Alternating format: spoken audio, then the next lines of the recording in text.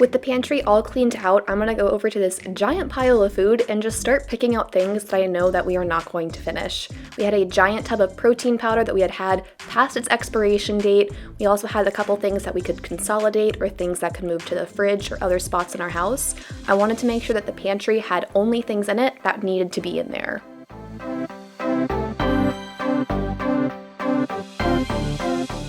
I'm also starting to take things out of their packaging, like these diet tonic waters, they were all strapped together, and then this box of cans, I was taking everything out of any bulky packaging or anything that would constrict how I could organize it. And now here's my rough looking list of how I was going to be organizing all of my bulk items.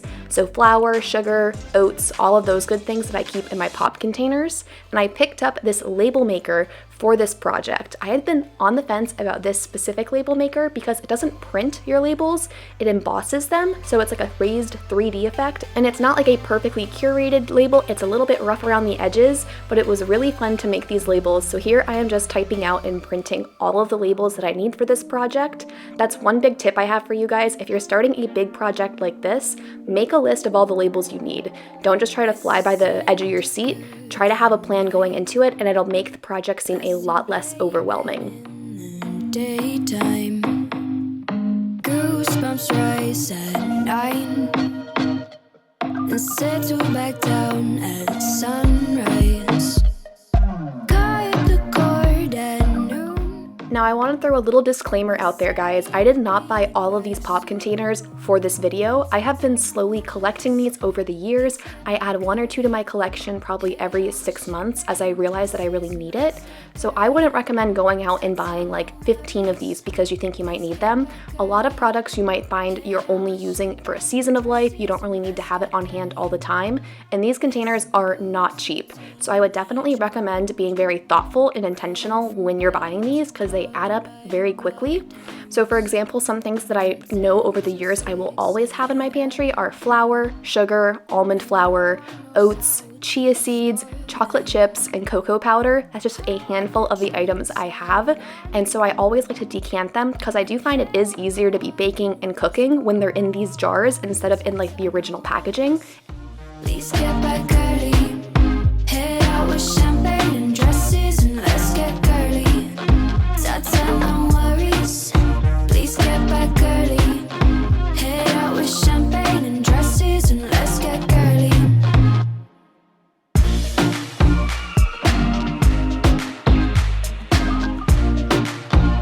Let's get girly.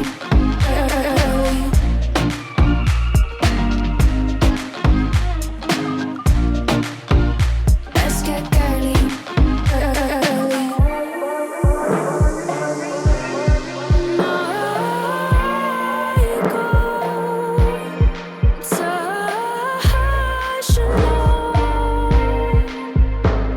With a hangover till 10 p.m. I'll say I'll never go again.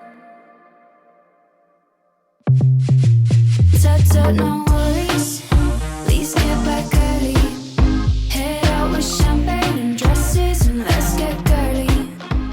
Now that everything's been decanted into the pop containers, I'm going to put on the last of the labels.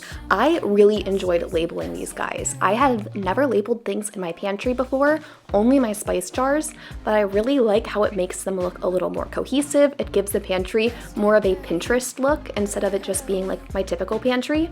So if you want to elevate your space a little bit, or you want to just make it look a little bit more pulled together, even if your jars and containers don't match, I think labeling them all with the same style and format can make them all look really cohesive, and you definitely don't have to use my label maker. I know that there are tons of other label makers. There's also stickers for sale on Etsy. You can make your own with a Cricut machine, or honestly guys, you can just handwrite them yourself with like a silver Sharpie or a paint pen. I've seen tons of YouTube videos of people doing that and it turns out awesome.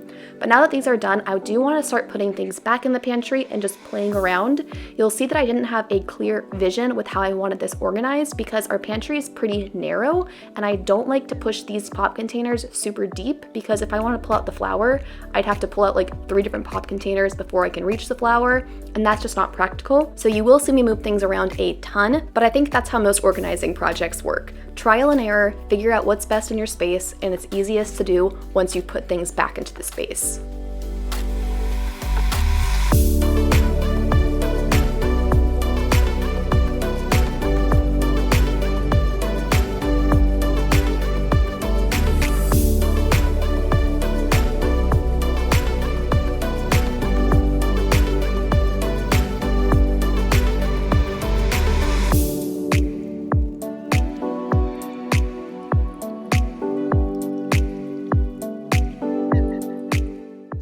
done loading up this can organizer I grabbed from Amazon. Actually, every organizer I'm using in this video was bought off of Amazon. I will have them all linked below, or if you want to see it in one place, my Amazon storefront has a tab called Pantry Organization where all of these products will be linked in one convenient spot.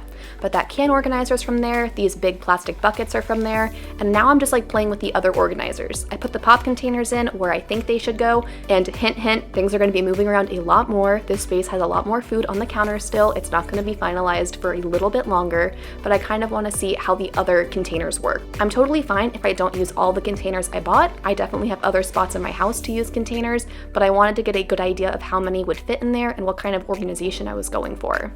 Now over here, I am starting to make my backup bin. So anything that's a backup product, like something that's already opened, like in our fridge, we already have peanut butter open, but I do have one spare one here. I also have backup spices, salad dressings, all of those kinds of things. And then I also have a small little bin that's going to be all my baking supplies. So vanilla, baking powder, food coloring, yeast, marshmallows, all those kinds of things also have its own little bin. I like to be categorizing items that way, so if I need to go baking, it's really easy to just grab that bin. It has a handle, it's lightweight, and it just slides out super easy and then pops back in the pantry just as easy.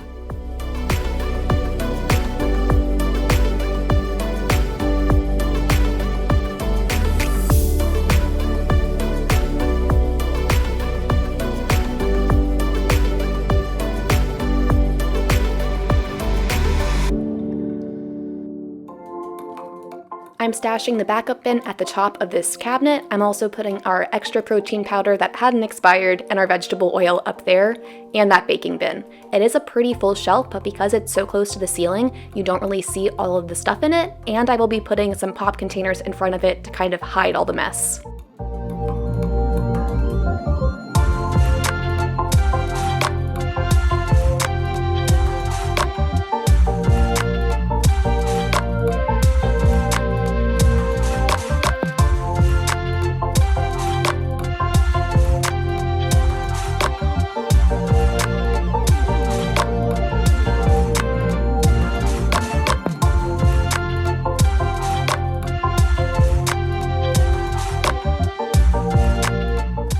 This narrow bin is perfect for small single-serving snacks like Skinny Pop, oatmeal packets, or our new obsession, RX bars. We grabbed a big box of these at Costco on a whim, and guys, I am so addicted now. I really need to stop eating these. I swear I've been having like almost 2 a day. Someone needs to come and control me.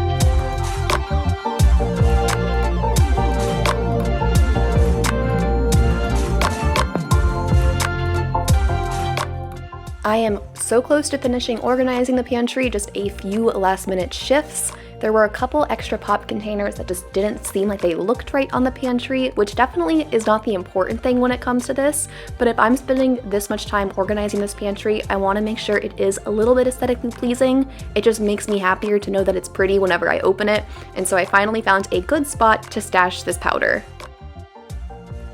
Stay tuned to the end of the video for before and after shots, but first we have to tackle this spice cabinet.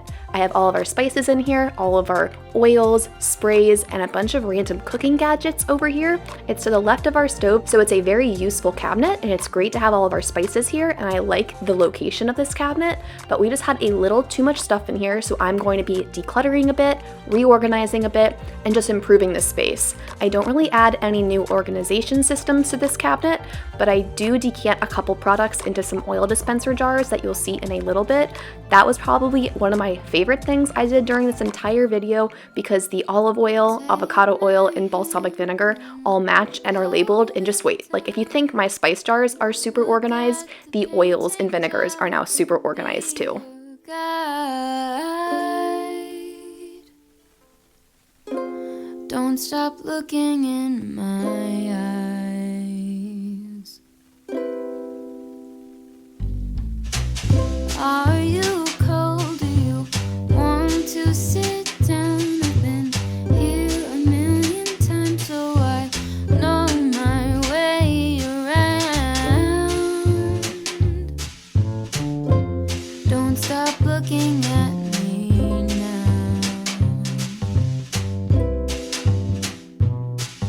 I know you don't care as much as I do, but I'm just content with me next to you. These are the oil dispensers I was talking about. I found these for just a few bucks from Target. Actually, a couple years ago is when I found the first one, and I was so thankful that they still had the same exact ones in stock, so they still all match. I have those linked below, but I'm also pretty sure that the dollar store sells these, so you don't even have to spend like the $3 or $4 I spent on this DIY. I'm pretty sure you can go buy these bottles for $1 a pop at the dollar store and make your kitchen look so much better for literally almost no money.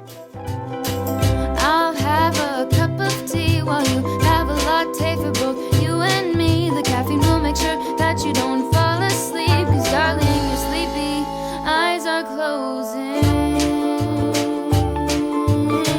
Please stay awake for me.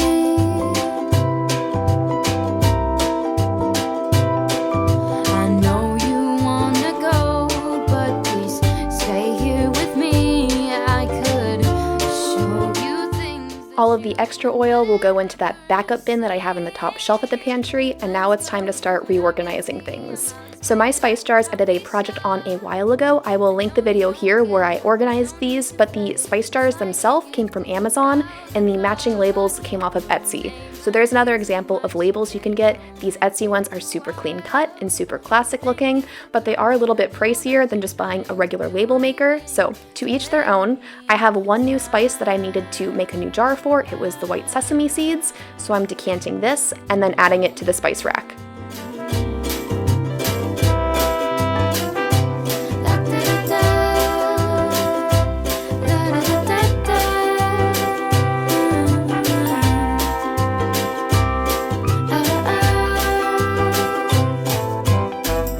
Let's go to an art museum. I'll explain it at the coffee shop.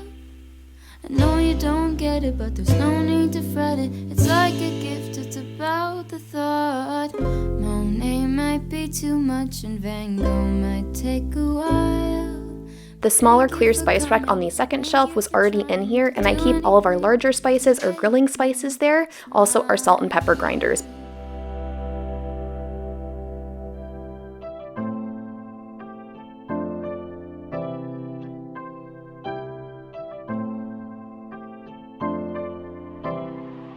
All the random cooking gadgets we had up there, I moved into another one of the clear acrylic bins and then stored away underneath our cabinets. Now, it is time for before and afters, so brace yourself because these are some crazy transformations.